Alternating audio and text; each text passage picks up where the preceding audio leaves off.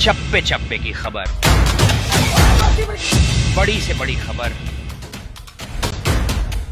Crime से लेकर राजनीति तक किस नेता ने 5 साल में क्या काम कराया।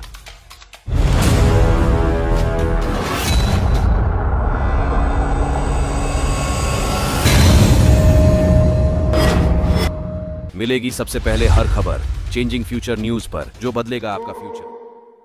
तेलंगाना में हमें जीत आप सबकी मेहनत से मिली, ये बताती है, और राहुल जी की मेहनत भी ये बताती है। एक उर्दू में शायर है, मैं कहूंगा, 1000 वर्ष गिरे, लाख आंधियां उठे, वो फूल खिल के रहेंगे जो खिलने वाले हैं। మీ అందరి కష్టంతో, రాహుల్ గాంధీ గారి కష్టంతో తెలంగాణ రాష్ట్రంలో కాంగ్రెస్ ప్రభుత్వం వచ్చింది. ఏం జరిగినా సరే తెలంగాణలో కాంగ్రెస్ పార్టీ మంచి భవిష్యత్తు చెప్పి నేను మనవి చేస్తాను. आप काम करेंगे तो नतीजा सामने आएगा।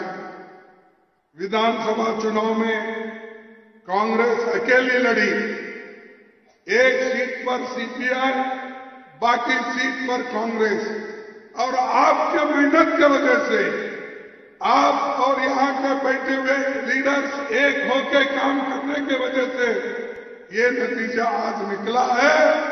वही नतीजा आपको पार्लियामेंट में लाना है। మీరందరి కష్టంతో, సాహసంతో, ధైర్యంతో మీరు ఈ వేదిక మీద నాయకులందరూ కూడా సమిష్టిగా పనిచేసినందుకే శాసనసభ ఎన్నికల్లో గెలిచారు. అదేవిధంగా పార్లమెంట్ ఎన్నికల్లో కూడా మీరు వేదిక అందరూ కూడా కష్టపడి పనిచేయాలని చెప్పి మీ అందరికీ విజ్ఞప్తి చేస్తున్నాను. तेलंगाना में हमारी सरकार को अपने कामकाज से देश में एक मॉडल बनाना है। कोई भी ये कहे कि भाई ये काम जो हमारे रेड्डी साहब ने जो कांग्रेस के तरफ से किया और कांग्रेस ने यहां जो मॉडल बनाया, वो मॉडल हम इंप्लीमेंट करेंगे, ऐसा सारे देश के लोग बोलना चाहिए। ఇక్కడ ప్రభుత్వ పనితీరు భారతదేశం మొత్తం కూడా అనుకోవాలి.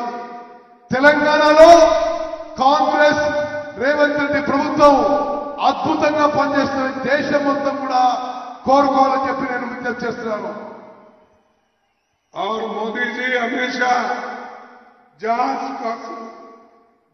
सरकार कमजोर होती है उसको और दबाने की कोशिश करते हैं।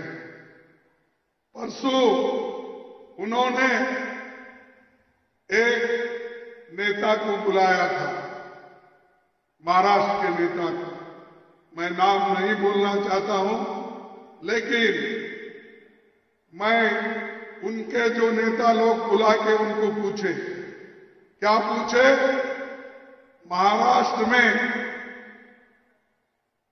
आप कितने एमएलए को फोड़ सकते हैं और कितने एमएलए को निकालकर कांग्रेस में ला सकते हैं। ये क्वेश्चन किसी एक सामान्य व्यक्ति ने नहीं पूछा, ये तो दिल्ली के बड़े नेता पूछे हैं। इसका मतलब यही है कि तोड़ो, जहां कहीं भी यूनिटी है, जहां कहीं भी एमएलए है, उनको तोड़ने का काम करते हैं।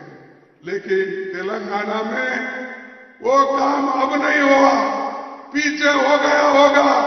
ये तेलंगाना, आज का तेलंगाना राहुल गांधी का तेलंगाना है, सोनिया गांधी का तेलंगाना है, और रेवंत रेड्डी और सारे हमारे नेता जो बैठे हैं उनका तेलंगाना की गवर्नमेंट है।